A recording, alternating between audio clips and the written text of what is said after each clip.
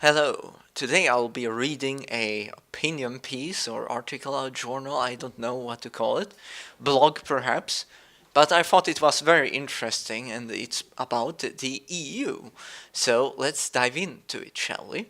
It's written by Wayne Madsen, the 2nd September 2016. The EU architects, Nazis and Nazi collaborators. There is an old adage that pertains to the founding of the European Union. If at first you don't succeed, try again.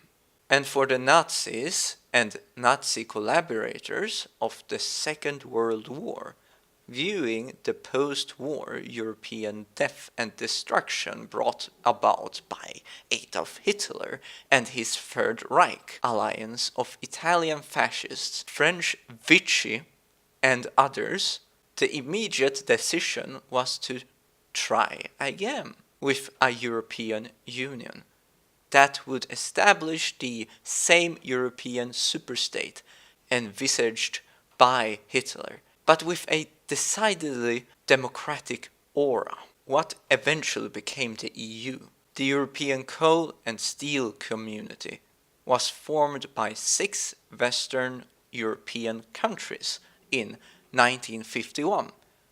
The organization was the brainchild of Robert Schuman, a French politician who swore allegiance to Marshal Philippe Pétain, the French Vichy leader and ally of the mustachioed German ex-corporal. Schuman was later stripped of his political rights for his collaboration with the hated German Bush. However, Free French commander General Charles de Gaulle restored Schumann's full citizenship, after which the old Vichy collaborators set about to create a modified version of the Third Reich, the European Union. And to complement his Fourth Reich light, Schuman advocated a military allegiance to give it muscle. It was the North Atlantic Treaty Organization, NATO. Schuman served as a post-war French foreign and prime minister. Schumann's collaborators in his plan to create a federal Europe were fellow Frenchmen and OSS/CIA asset Jean Monnet and German Chancellor Konrad Adenauer, who, as pre-war mayor of Cologne and president of Prussian State Council, provided the Nazis with various perks, including the right to fly Nazi flags from Cologne city flagpoles. Another founding father of the EU was Walter Holstein, a German lawyer who belonged to a number of Nazi professional groups and who fought as a lieutenant in a Wehrmacht artillery regiment in northern France. Holstein was captured by the Americans and served out the remaining of the war in a prisoner of war camp in Mississippi. Western history books and the always dubious Wikipedia have whitewashed the Nazi credentials of EU founders like Schuman, Adenauer, and Holstein. Another supporter of the embryonic supporter of the federal Europe in the early 1950s was Prince Bernhard of Lippe-Biesterfeld in Germany and later of the Netherlands. Before marrying Crown Princess Juliana of the Netherlands, Bernhard was a Nazi party member in Germany and an officer of the Reiter Mounted Corps of the SS. He was also a member of the Nazi Motor Corps in 1940. Bernhard's old pals at IG Farben, the German petrochemical company, along with SS chief Heinrich Himmler, for a common European currency, the precursor of today's euro, After the war, Bernard enthusiastically supported the creation of a European Union to shepherd plans for the future union through European nations.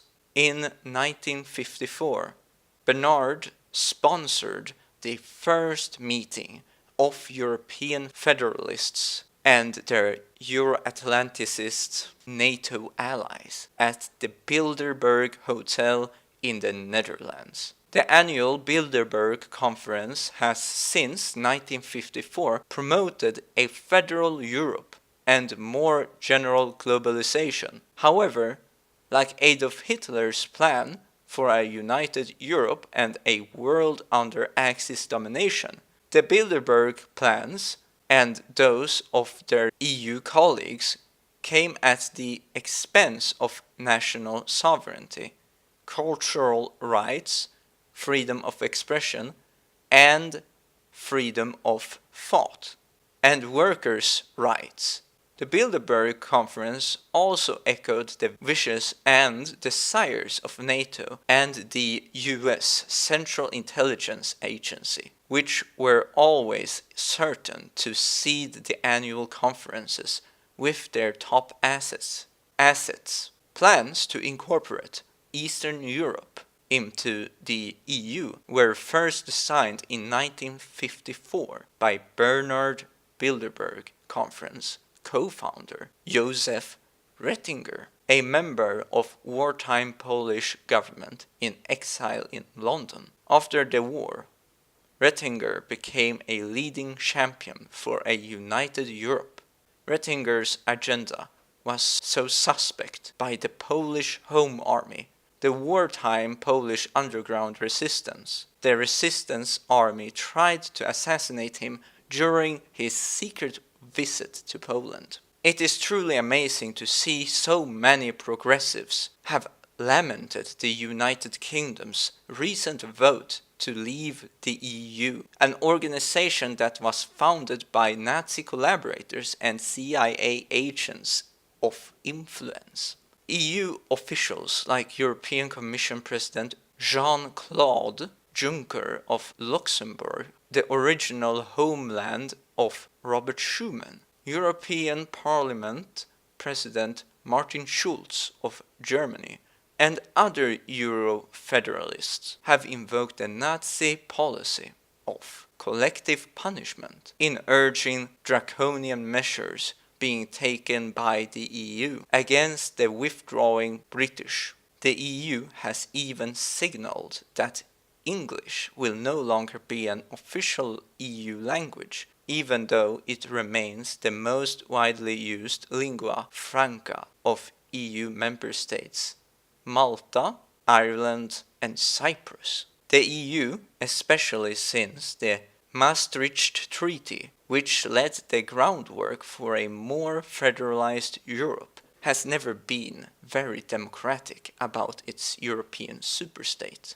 An ignorant and detached bureaucracy of Brussels, Eurocrats, has dictated to French bakers how to make baguettes, Greek dairy farmers how to make feta cheese, and German brewers how to make beer. Those who defend the EU's Euromess claim that the UK's Brexit vote is unprecedented. The argument is another fallacy. The UK is the third country to signal within the EU a desire to withdraw from the organization created to enable a kinder and gentler European Fourth Reich. Greenland voted to leave the EU. The first vote was when Denmark, its colonial master, joined the EU in 1973. When Greenland achieved Home Rule status in 1979, it held another referendum and the outcome was the same, a flat no to EU membership.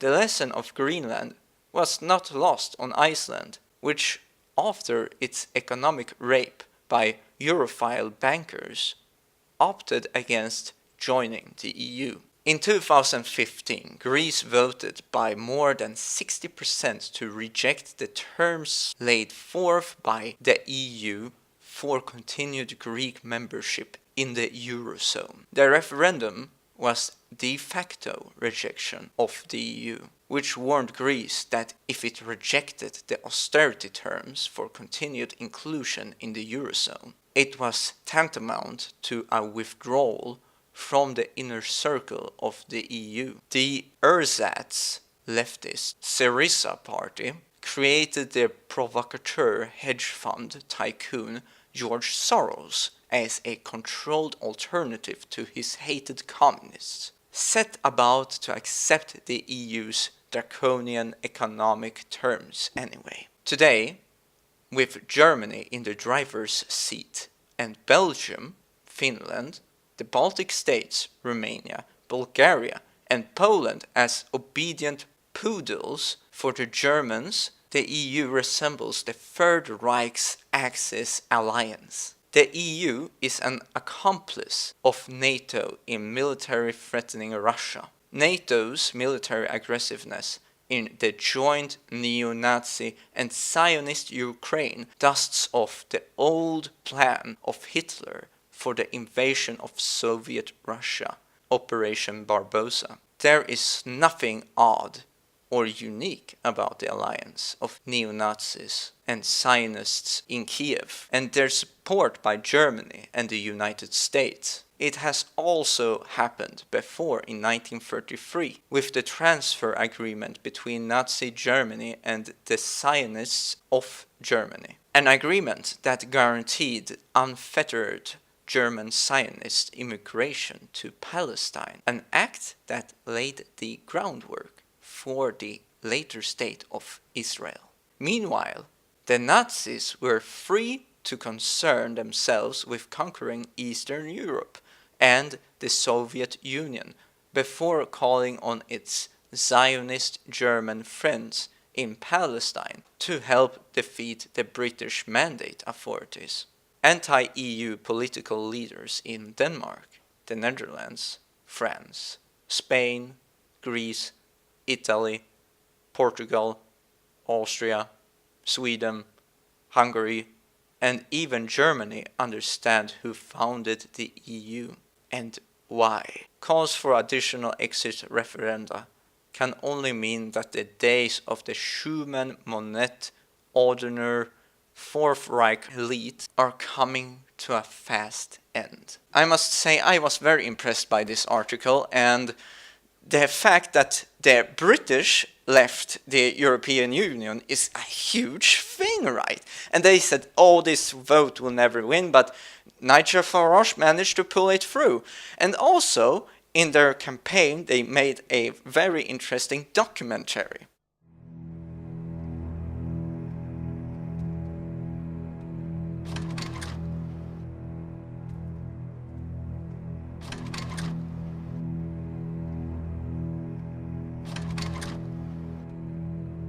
The whole enterprise is crazy, and it's an absolute scam which is going to cost you a great deal.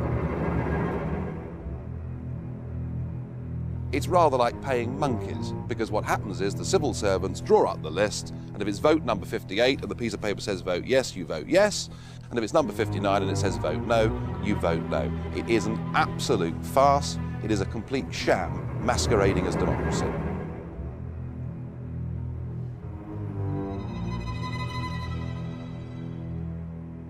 You should not be mistaken. It's very strong forces are working towards this federal state.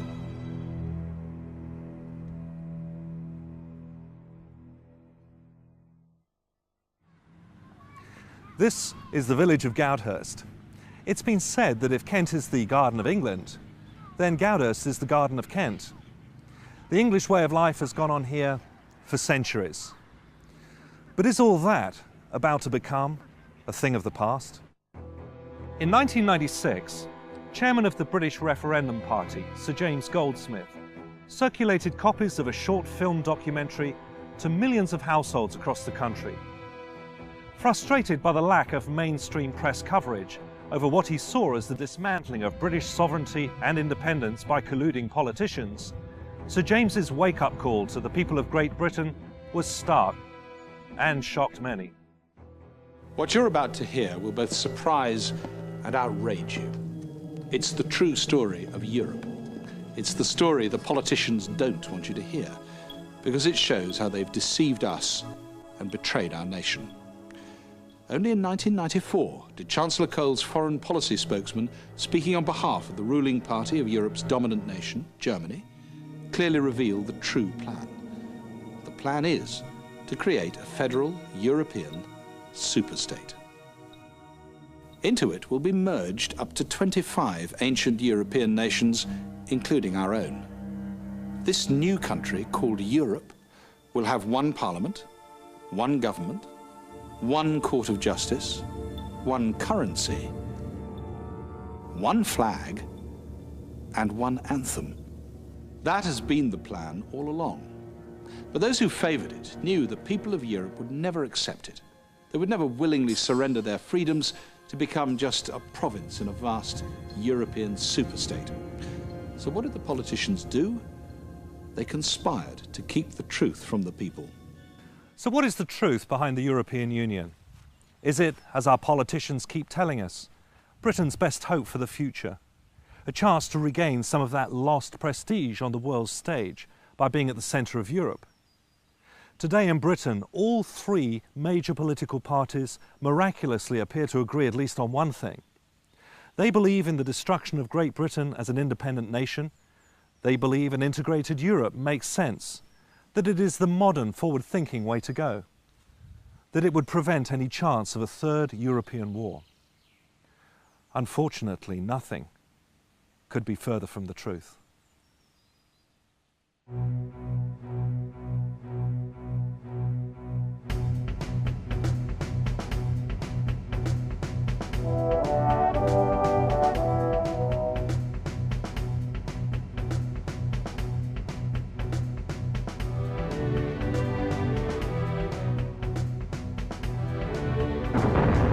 The need to unite Europe grew understandably out of the devastation left behind after two catastrophic world wars.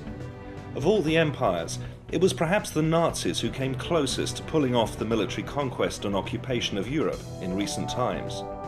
In June 1940, Hermann Göring, Reich Marshal of the German Luftwaffe, reviews final plans for Operation Sea Lion, the German invasion of Great Britain. He also discusses with Hitler a new plan to unite Europe, not just under the conquering hammer of Blitzkrieg, but through a lasting political and economic union, which the Nazis named Europäische Wirtschaftsgemeinschaft, or the European Economic Community.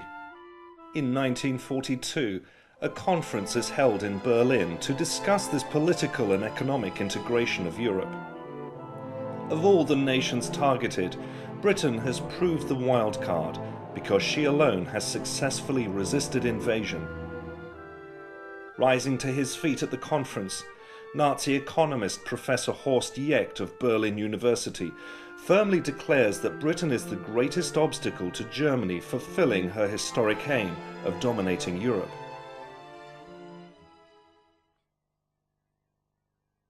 Winston Churchill also believed Britain had an incompatible destiny with that of the continent. Referring to the United Kingdom's reliance on her overseas trade, Churchill stated, "If Britain must choose between Europe and the open sea, we will choose the sea." Both Churchill and Jecht were independently remarking on the same phenomenon Napoleon had noticed 150 years before, that Great Britain was a global trading power, and the nations of Europe weren't. According to the Nazis, Great Britain's awesome maritime capability was beggaring Europe because it was drawing trade away from the continent. If Britain could be conquered militarily or economically, broken up once and for all as a significant economic and political entity, the spoils of all her trade and wealth would go to whoever ran the new European empire. Few in Berlin were in any doubt about who would do the running. But the tide of war turned against Germany. In 1944, a meeting was held at the Hotel Rotas House in Strasbourg between officials of the Nazi government and German industrialists. The theme of the meeting was, how will Germany dominate the peace when she loses the war? Following the end of World War II, the rebuilding of Europe, and Germany in particular, became a pressing necessity and was largely funded under the Marshall Plan by the United States. Both Washington and London saw the rapid stabilization of the continent after the war as essential in order to prevent any incursion into Western Europe by the new enemy to be feared, the Soviet Union. Winston Churchill agreed that some form of Commonwealth of Nations in Europe was desirable for establishing stability and a lasting peace. But he never envisioned Britain as being part of any future United States of Europe. Winston Churchill's view of Great Britain's relationship with Europe after the Second World War is summarized with these words of his. But we have our own dream and our own task. We are with Europe, but not of it. We are linked, but not comprised. We are interested and associated, but not absorbed. The Allied answer to military stability in Europe was to be the North Atlantic Treaty Organization, or NATO, which came into existence in 1949 as a permanent defense alliance for Europe. The European Union officially began life as the European Coal and Steel Community in 1951, a modest industrial cooperation between France, Germany, Italy, Belgium, Luxembourg and Holland. 6 years later, in 1957, the Treaty of Rome was signed by the 6 participating coal and steel community nations. Declaring its goal as the ever closer union of the peoples of Europe, the Treaty of Rome went far beyond launching just a common market. It established the fledgling apparatus for an idealistic new superpower.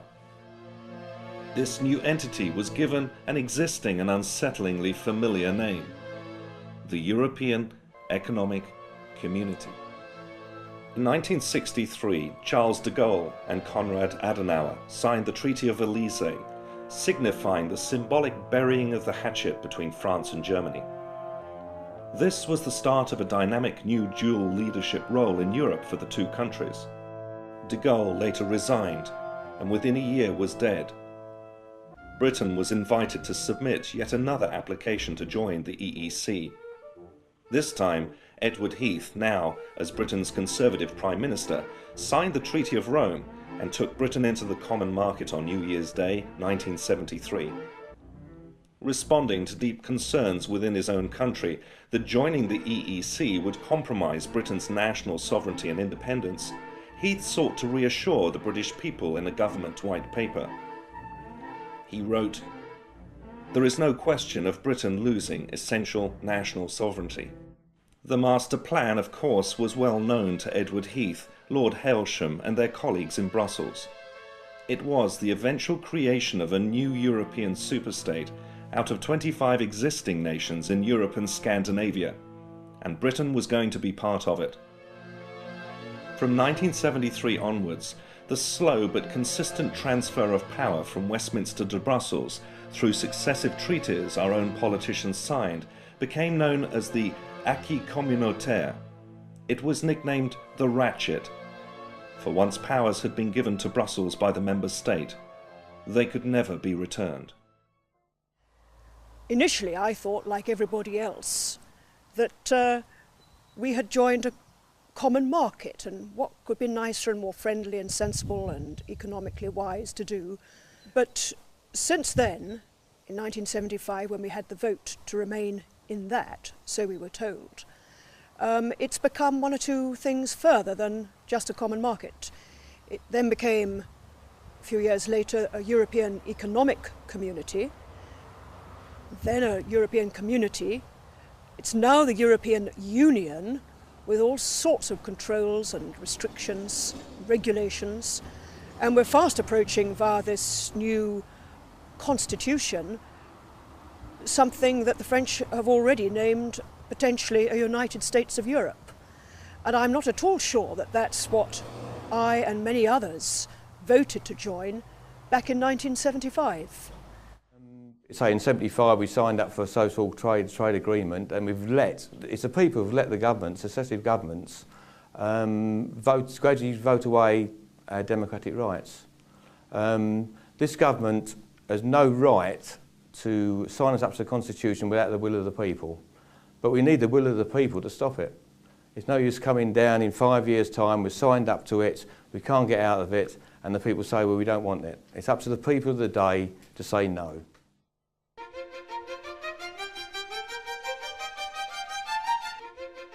This is the Strasbourg Parliament. It was built in 1999 at a cost of £300 million. It is open for only 4 days every month. What happens at the end of that 4 days is we load our offices into tin boxes, and then lorries arrive downstairs and drive the whole lot nearly 300 miles up to Brussels, where the boxes are unpacked for the next 3 weeks when we're supposed to be there, and then it's all brought back again. This whole process of shifting the administration and the staff from one home to another is costing the European taxpayer over €100 million a year. It is the biggest scam in human history. We're not talking about billions of pounds, we're talking about trillions of pounds. Why a country which has been independent for 900 or more years would ever wish to involve itself in such political chicanery and nonsense as something which defies anyone who is sane. And only now have we got just about 14 or 15 months before they rivet on us a pan-European constitution which would be superior to our own splendid constitution, one which is the pride of the world and pioneered the way for sensible living. And here we are giving it all away.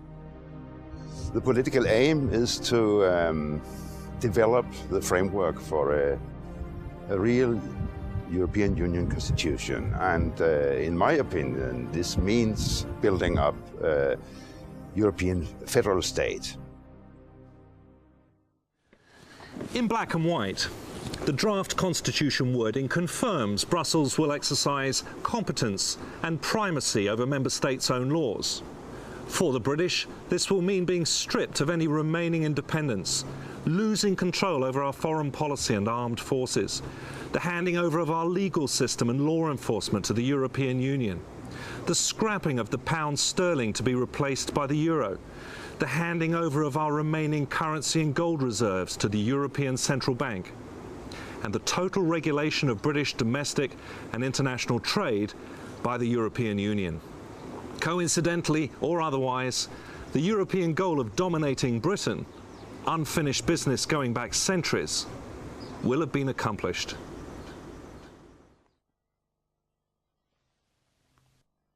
Most have already noticed that the job of running Britain is increasingly being carried out in Brussels not by British politicians, but by unaccountable foreign committees most in this country have never even heard of, let alone voted into power. These unelected, inscrutable forums dictate what citizens across the Eurozone can and can't do, down to the last detail. Henceforth, Britain is to be ruled from the new Europe, by the new Europe, and for the benefit of the new Europe. The powers driving this new superstate have always been, indeed as they are today, France and Germany.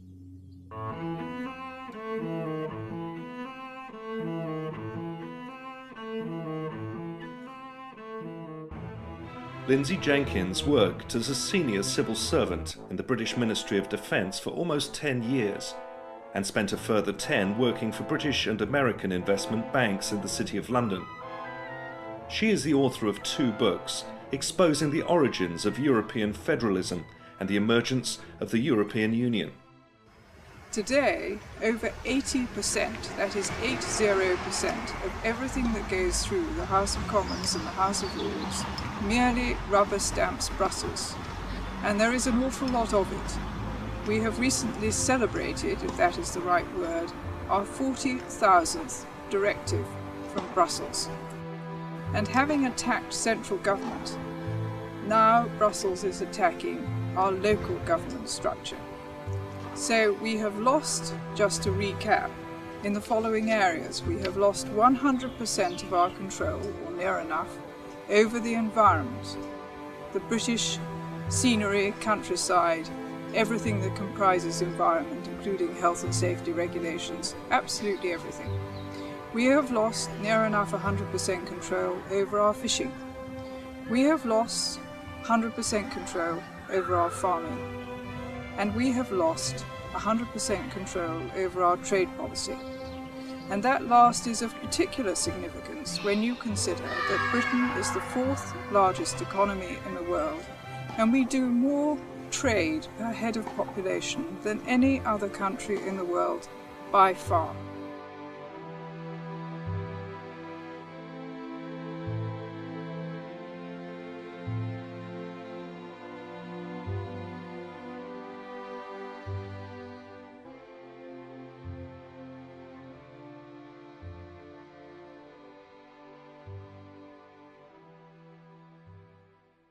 For many in this country, the first experience they have had with the European Union, apart from VAT, came when they tried to protest new legislation introduced to limit the amount and availability of vitamins, herbs and alternative remedies people will be able to purchase and use in the future. The UK has always enjoyed a very open market. Products have been allowed on the market if they're safe, period. There's not been any restrictions on the dosage or the type of product so long as it's safe and poses no risk to public health. The European Directive on Food Supplements changes that completely, and we're going to lose over 300 different nutrient forms. On top of that, there's going to be dosage restrictions, so the 1,000 milligram vitamin C tablet that we've been selling for 40, 50 years, that also will become illegal. So the safe and effective products that we've been used to in this country for decades are going to be illegal for no other reason than Europe wants to harmonise legislation. We are one of 3 countries with an open market in food supplements. We're going to lose our products by the 1st of August 2005. I'm Dr. Paul Lehman. I work in a clinic using natural therapies to treat people, and I regard any restriction of vitamin and mineral production and availability as being very serious and can damage people. We use huge numbers of supplements for our patients that we feel very definitely need it, and they respond very well with them. Most people in Britain today believe that the European Parliament works in a similar way to Westminster. So many thousands of British citizens have written to their MPs and MEPs protesting these and other directives. But do MEPs actually have the power to change the food supplements and herbal directives, or indeed anything? So what are MEPs for? Well, I'll tell you. MEPs are here to vote, and to vote often and to vote regularly. Sometimes we vote up to 450 times in the space of 80 minutes. Now, I have to confess, hands up, I don't know what's going on half the time. I haven't even read all of the documents, so massive are they. Now, it could be that my fellow MEPs down there are all Albert Einsteins and all absolutely understand what's going on. But I suspect that's not the case. In fact, it's rather like paying monkeys, because what happens is the civil servants draw up the list, and if it's vote number 58 and the piece of paper says vote yes, you vote yes, and if it's number 59 and it says vote no, you vote no. It is an absolute farce. It is a complete sham masquerading as democracy. Okay. In 15 minutes' time, we have to go down to the European Parliament and to fulfil our function as members of the European Parliament, which means we have to vote. So what we're about to do now is, with our assistants who've done a massive amount of reading and work behind the scenes, they are effectively going to tell us what to do. Look how many votes there are. What have we got? Yeah. So there's about, in fact, there's a, now look at that. This is a classic example of EU voting. There we have 40 individual different amendments that we're expected to vote for en bloc. Now, I defy any man or woman down in that chamber to understand all those 40 amendments and make a balanced decision. It's just impossible. Laws of the European Union are drafted not by the Euro Parliament, but by the EU Commission. one of three powerful forums in which the true might of the Union resides. Members of these forums are not elected to their positions, nor, we are told, will they ever be. When cornered, politicians and public servants routinely tell the British that the EU is just a trading partnership. Yet, underneath the surface, a different picture has emerged. In 2001, a market trader was convicted for selling a pound of bananas weighed using British imperial measures instead of grams and kilos. British District Judge Morgan, in passing judgment upon the hapless metric martyr, stated, "We are now living under a new legal order. The 1972 European Communities Act was a one-off, not an ordinary treaty, but a new way of life. These are new constitutional powers. The British Parliament surrendered its sovereignty in 1972. European laws have overriding force with priority over our British laws. The articles on the supremacy of the British Parliament are now only of historical perspective. They are non-binding." We asked constitutional expert John Bingley whether our politicians were entitled to abandon the rule of law by handing over the powers of British governments to a foreign power. The answer is simple: no. We have much written constitution which is not really fully appreciated in this country. And these documents, the Bill of Rights and Declaration of Rights, along with Magna Carta and many other legal instruments, make it quite plain that allegiance is owed to the Queen, and that allegiance is returned by her through the contract of her coronation oath to the people. And that is not something which may be broken, and our politicians are not entitled to break their oaths of office. It follows, therefore, that no government, with or without a popular mandate, may transfer sovereignty on a temporary or permanent basis to a foreign power that owes no allegiance to the British Crown and is unaccountable to the British people. The new European justice system currently being introduced into the UK is known as Corpus Juris, literally body of law. Corpus Juris is designed completely and permanently to overhaul the British justice system and will include the following: the scrapping of trial by jury. Henceforth you will face a state-appointed judge who will pronounce you guilty or not guilty. The scrapping of habeas corpus. You are liable to summary arrest without charge. Under Corpus Juris, you can be detained without charge or any evidence being presented against you for up to 9 months. The scrapping of innocent until proven guilty. Henceforth, a citizen must prove his innocence against the combined machinery of the state. The scrapping of double jeopardy, or not being tried for the same offence twice. Under EU sanction, Jack Straw, while Home Secretary, gave prosecutors leave to appeal not guilty verdicts if desired. Technically, this could be done repeatedly until the required conviction is secured. The scrapping of non-disclosure. Henceforth, under Corpus Juris, any previous convictions you have will be made available to the court before your trial begins. There is no presumption of innocence. The French system, or the continental system broadly, the droit administratif, places everything, the subject of the foreign or continental countries, have no rights at all. An Englishman has full liberty, except under the due restriction of law. Under the droit administratif, you have no rights except those that are allowed to you by the state.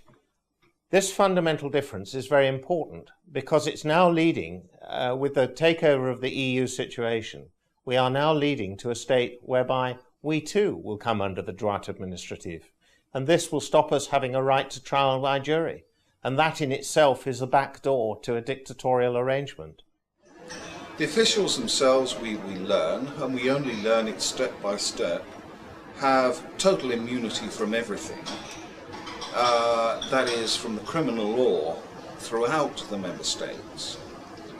They seem to have extraordinary powers, but as I say, nobody knows quite what. Then, gradually, incrementally, they acquire extra powers. They acquire powers to look at terrorism. What they are precisely, we're not quite sure. They also have powers to look at fraud. What they are, we're not quite sure. For centuries, it has been the British citizens' most basic right to vote in 100% of the members of Parliament who govern their country, or alternatively vote them all out and sack them if they don't perform. For instance, the basic principle that one Westminster Parliament can always change what the past Parliament did. That's the core of democracy, that you can elect a new Parliament and then you can have a new law. This core doesn't exist in the EU, and it doesn't exist with the constitution we are building now.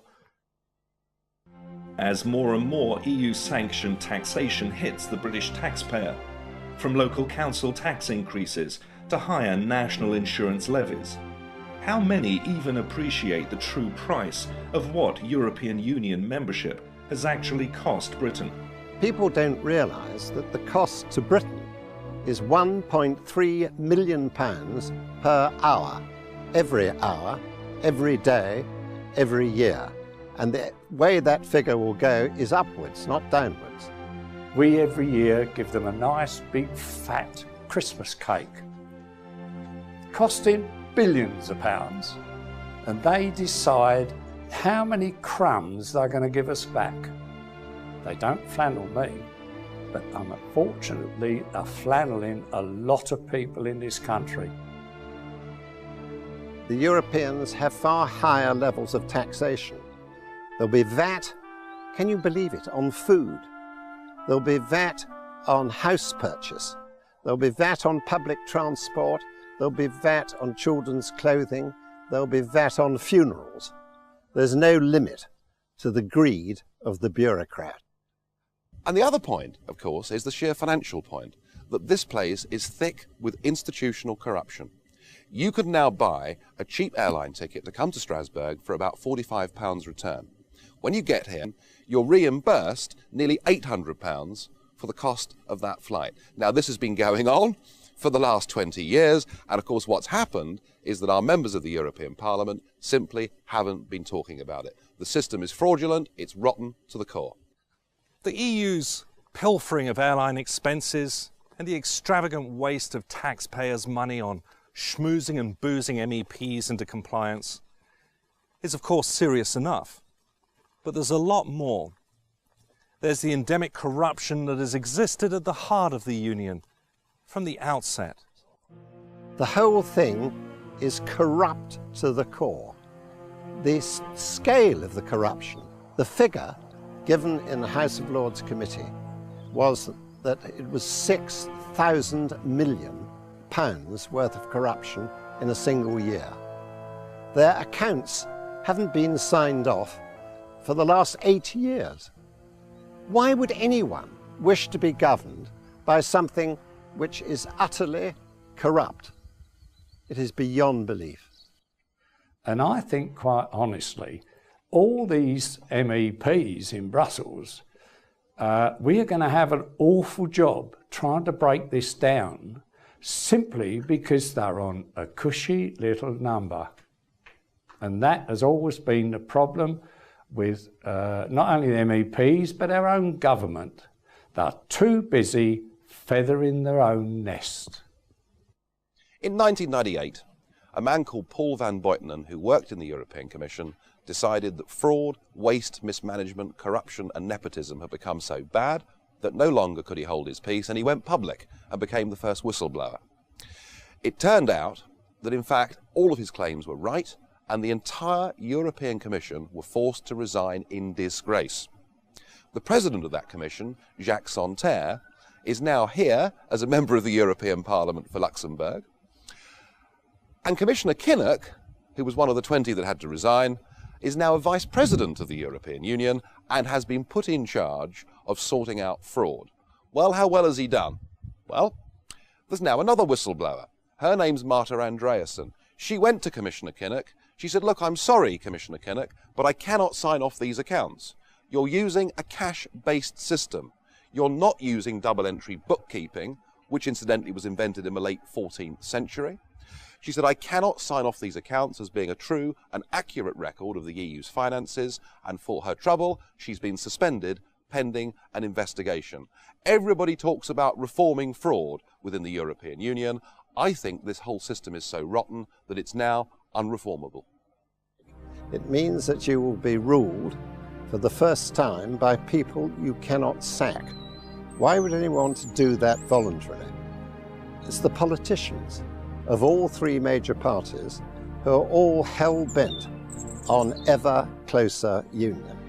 Ever closer union, in fact, means ever closer strangulation.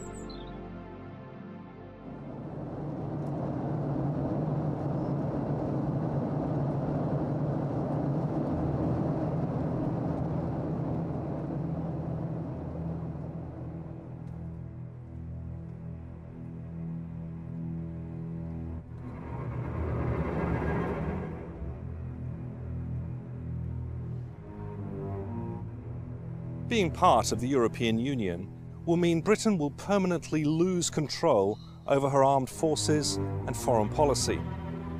The new European army, so enthusiastically pushed by France and Germany, in effect threatens NATO, the organisation that has kept peace in Europe for the past 50 years. They can use our armed forces, the Crown forces, the Army, the Navy and the Air Force, in the European Rapid Reaction Force. And imagine our forces being under the command of some perhaps French or German general. And then there's the euro. Joining it will be irreversible, according to Hans Tietmeyer, former president of the German Bundesbank. Monetary union is a path of no return, he states.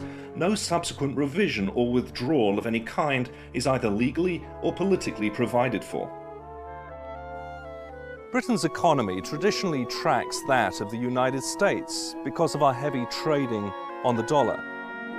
So what would be the effect of joining the euro and tying Britain's economy into this one-size-fits-all arrangement with the other nations of the EU? Brussels wanted to know too, which is why in October 1990 Britain joined something called the European Exchange Rate Mechanism, a dress rehearsal for the euro and monetary union, which effectively locked the British pound into other EU currencies. 23 months of chaos followed. British business suffered its worst recession in 60 years. 100,000 UK businesses went to the wall. Unemployment doubled from 1.5 to 3 million. More bankruptcies were filed than in any previous 2-year period ever. Repossessions of property increased 7-fold. By 1993, over 500,000 of us were at least 3 months in arrears on our mortgages. Britain lost estimated reserves of 68 billion sterling. And as someone once put it, you may be very friendly with your neighbours, but would you actually hand over complete control of your bank account to your friendly neighbours? Quite probably not. And that's precisely what we would be doing if we joined the euro. And if you're in Ireland or in Latvia, the euro is going to be great because you're having everything paid for. Unfortunately, it's by us. And I don't think we can afford or sustain that level of payment for that amount of time. If we joined the euro and the same thing happened to our economy as happened to Germany, we could all find ourselves struggling to pay our mortgages. There's been a great debate going on for the last 5 years about the supposed benefits of the single currency. We're told that business needs it, and we're told above all that it's good for jobs. Well, how's it working out 3 years down the road? Well, in Germany, just 2 miles across the border, there are now 4.6 million people unemployed. They are experiencing exactly what we experienced during ERM back in the early 1990s. They cannot set their own interest rates to set their own economy. And the great risk of joining the euro is that you can finish up totally out of sync with the rest of the European economy, and there's nothing that your democratically elected government can do to alter it. There exists on the continent a massive unfunded pension debt run up by German, French and Italian politicians and it's been estimated at £1,300 billion. And that would be something which we, the British people, would be expected to contribute. But how could Britain ever free herself from the European Union through military action if all her armed forces were under EU command?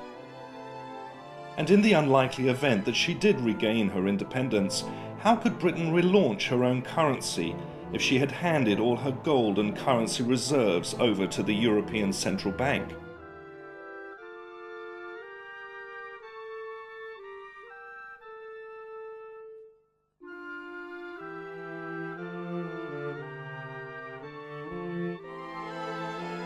And the question that you can ask our ministers is, how is it that they have sworn oaths of office that say that they will defend all jurisdictions and authorities belonging to Her Majesty against all foreign powers, and then they give away those powers of governance, or are purporting to give away those powers of governance, to those that owe no allegiance to this crown?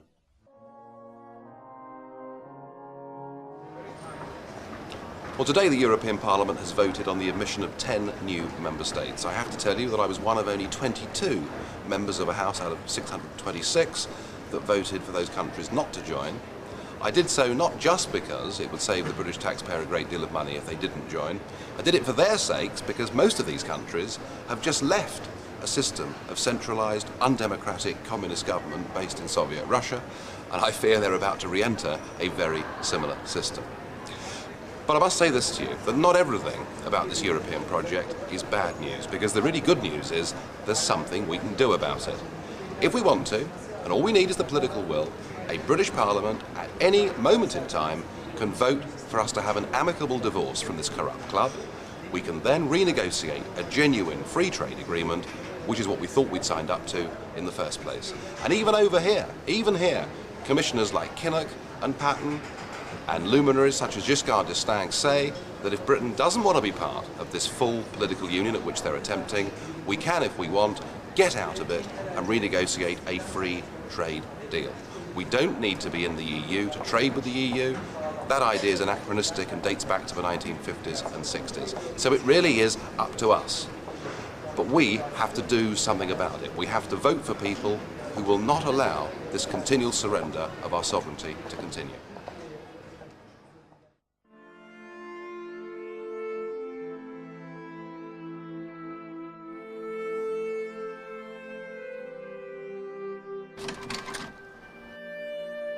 If we don't do something about it in the next couple of years, it's goodbye democracy and everything which we've fought for centuries. Time is running out. I think Britain joining the EU contradicts the British Constitution and the common law. The Magna Carta, the Declaration of Rights and the Bill of Rights and the monarchy are undermined, and I see the danger of British people losing their rights and liberties by joining the EU.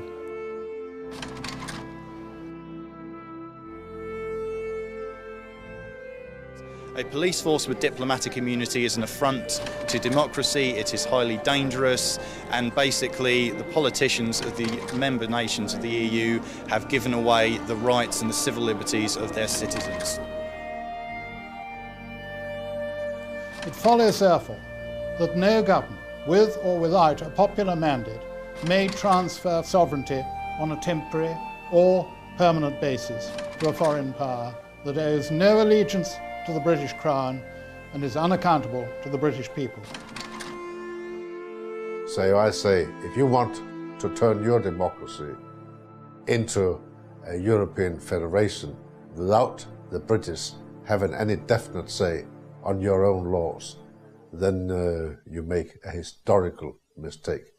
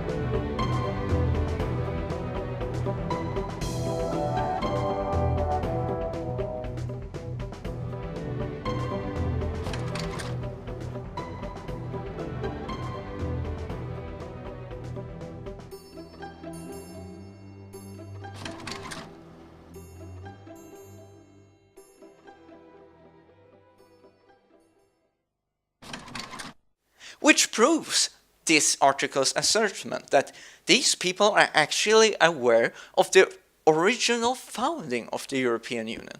I don't know if all of these anti-Europe groups are aware of these things, because you don't really hear the rhetorics of this Nazi foundation, perhaps because they don't want to be labeled as conspiracy theorists, etc.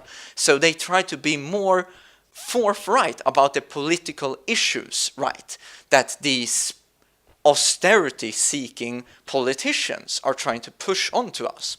However, I think it's very futile efforts at times, because they tend to censor themselves and being politically correct and mask their words, rather than be just like Donald Trump and be forthright and say, yeah, I think like this, let's go with it. Though I don't think Donald Trump always reveals his cards and his inner thoughts in his every sentence.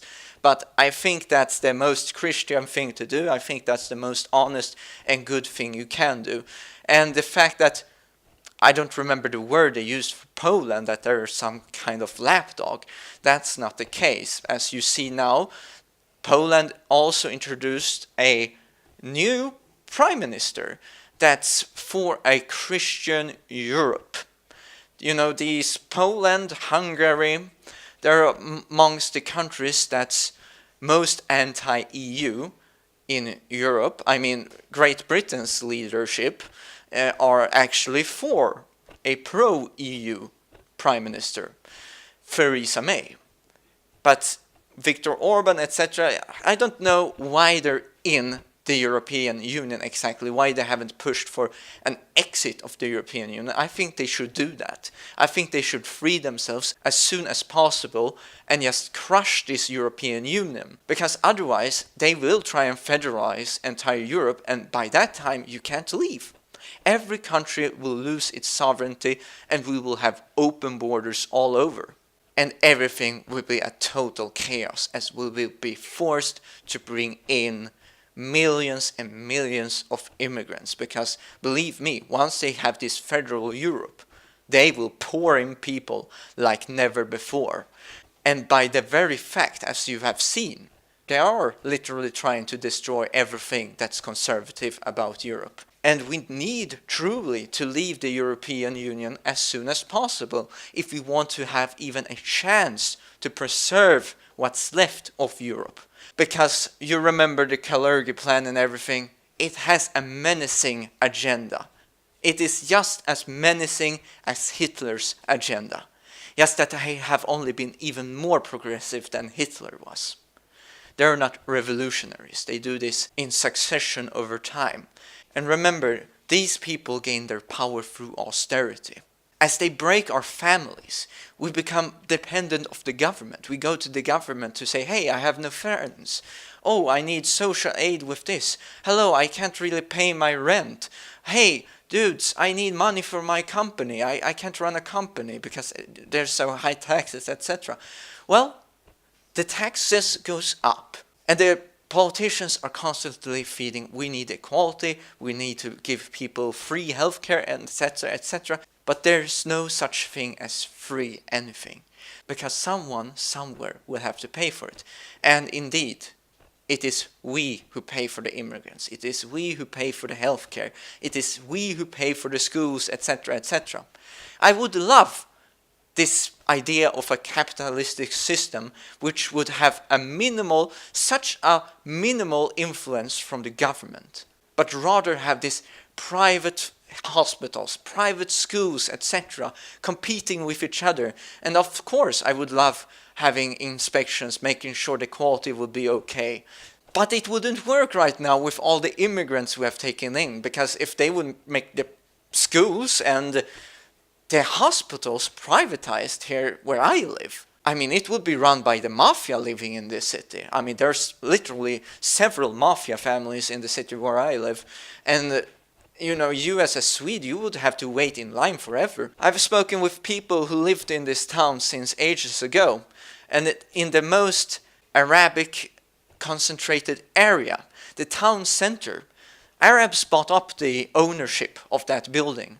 And they doubled the rent for the Swedish inhabitants and have, of course, lower cost for their cousins and their Arabian fellows because, well, they didn't want the Swedes to live there. So they forced them out by making them moving away because they didn't want to pay this increased rent. Totally discriminatory, right? But no, this is of course overlooked by the Swedish state. And this is exactly what they would do to Swedish people in schools, hospitals, etc. They would totally use these discriminatory things against Swedish people. Or in other words, racism. Something I do believe we need to do desperately take into action to make sure that immigrants that have more than one child would have to pay taxes, a penalty fee for each child.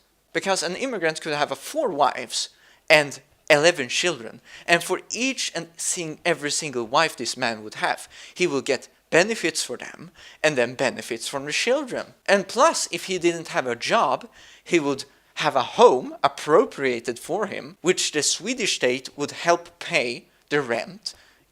And imagine if he's having 4 wives and 11 children, he's gonna get a huge apartment. And all of the fees, I mean, he won't be able to support his family, but he still will get the money from the Swedish government.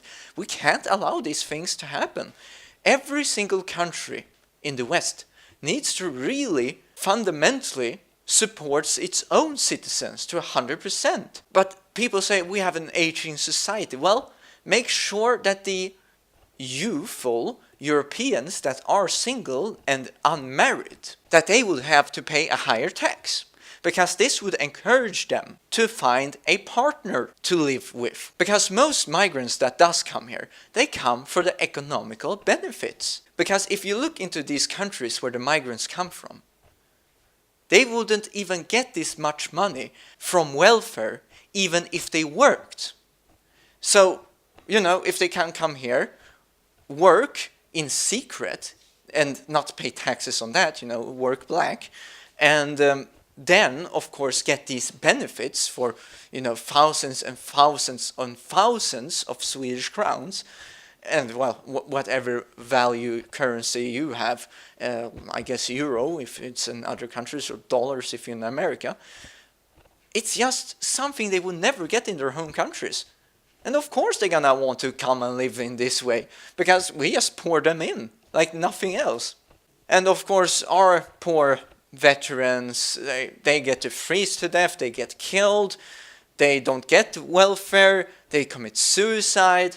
Our own people are of no interest for our governments. They are literally trying to replace us.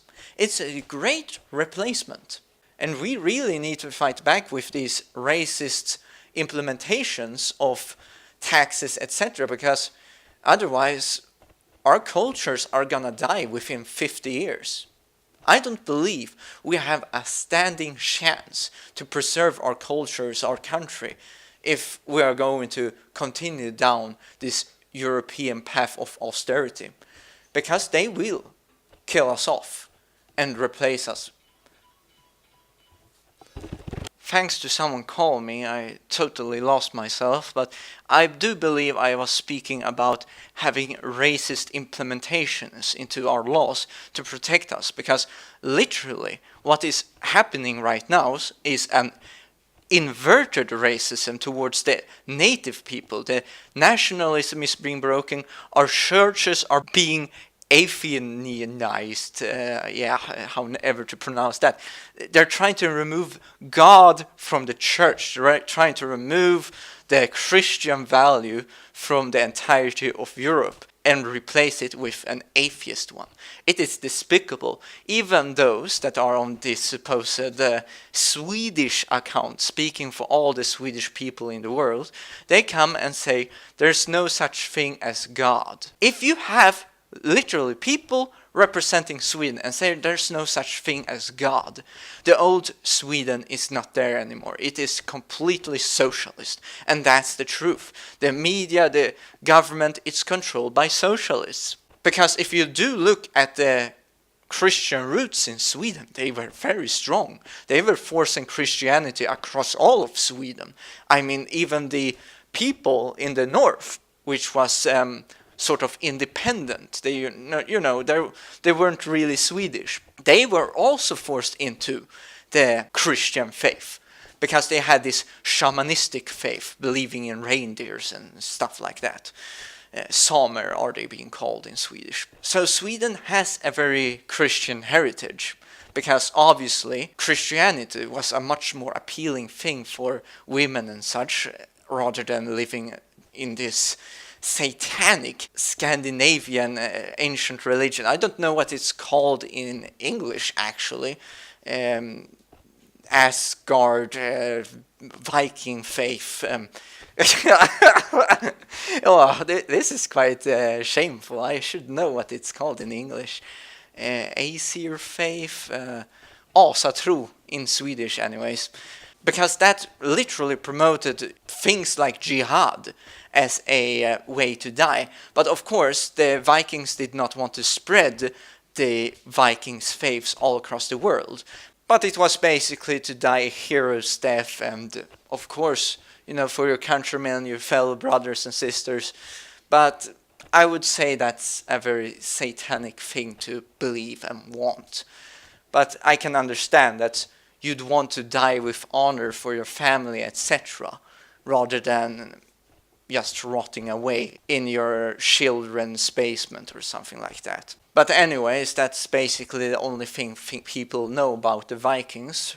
And in our schools, when they're trying to demonize our past, they're only trying to look into these bloodthirsty types, which was all across the world. There was no nation during the medieval ages, etc., the ancient era for that time, that was completely peaceful, that had a full working democracy. There was no such thing. It's just pure bullcrap. But the Vikings were great sailors, they were great traders, and they were great hunters. I mean, they were the first ones to come to America from the western region. But of course, people are more familiar with this Columbus dude. But thanks to the Vikings' navigation, they were able to sail all over the place. And as you recalled, the Vikings, etc., they colonized Greenland, Iceland, etc. And from there, they moved on to Vineland, which is in Canada, and supposedly moved down to the New York region, where I suppose the Ironquill tribe would live, and they traded, from the historians' perspective that I listened to, they said that they gave them milk and they got skin from the Indians, but the Indians weren't so happy because they were most likely lactose intolerant, and when they drank the milk, well, they thought they were poisoned. So they chased away the Vikings. But otherwise, it is very possible that the Vikings might have considered to move into America and colonize it long before the British and Spanish Empire, etc., decided to do so. But there was this considerable cold, because Greenland used to be green, right? As it says, Greenland. But everything started to get too cold, and the Vikings had to move away from Greenland, and they moved back to Iceland, Sweden, Norway, and Denmark, or perhaps even away from that to Finland, someplace else. But you get the point. It got cold, and people thought, let's forget that, it's just too much. Because if you don't have huge colonial ships, then it might just be too much to endure with all these titanic icebergs that you would crash into and most likely have a horrific cold death at sea. But we're getting off topic here, but I think history is such an interesting subject. But we really do need to rethink our ways, and we first and foremost need to speak up. You know, if we're gonna be silent and be like, oh, I have to be political correct, well, they won't stop pouring in people, they won't stop imposing these laws, killing our faithful and law-abiding citizens, and continue to mess up our faith and increase taxes and bolster their austerity. Because these people, they really don't want us to have prosperity, because the only thing they fight for is austerity. But anyways, I think I have brought a very interesting article and brought forth many interesting names as well.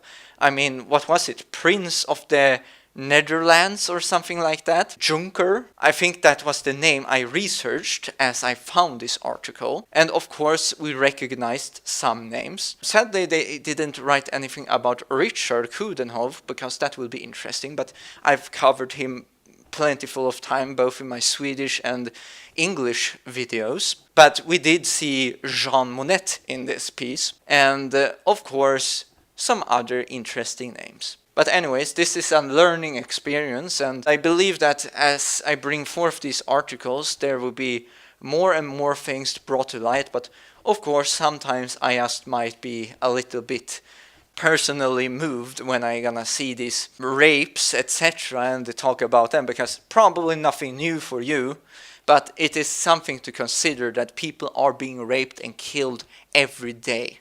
I mean, as you have watched this video, probably 10 women somewhere in Europe have been raped.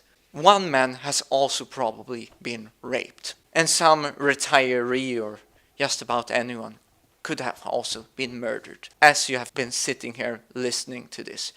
It's a serious epidemic, but people need to be aware. People need to act.